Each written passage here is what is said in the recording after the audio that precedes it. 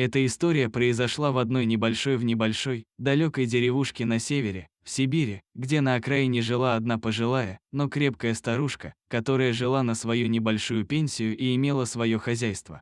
Однажды мимо ее дома проходили охотники, которых она знала, и она позволила им остановиться на ночь, выпить чаю и рассказать интересные истории. Охотники принесли с собой находку – 3 крохотных волчат, которые остались без своей матери в лесу. Они взяли 2 с собой, а 3-го, самого слабенького, они оставили на бабушкином крыльце. Женщина решила, что малыш отбился от деревенских собак и забрел к ней на двор, и таким образом он остался жить у нее. Однако, в деревне начали ходить недобрые слухи о побеге заключенных из ближайшей тюрьмы, и люди начали затворять и двери, и даже окна.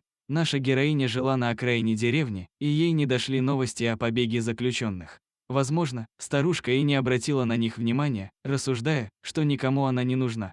Одинокая и ни на что не годная, кроме своих кур, гусей и любимого питомца волчонка. Но однажды под вечер в ее дом незвано заглянули беглые каторжники, надеясь на незаметную кражу еды и одежды. Однако все пошло не так, как они задумали. В комнате их уже ждал волчик, уже не маленький и безобидный щенок, а взрослый хищник, зарычавший на преступников и угрожающе показавший им свой звериный оскал. Один из беглецов выхватил нож и хотел ударить волчка, но тот уклонился и вцепился ему в руку, прокусив запястье.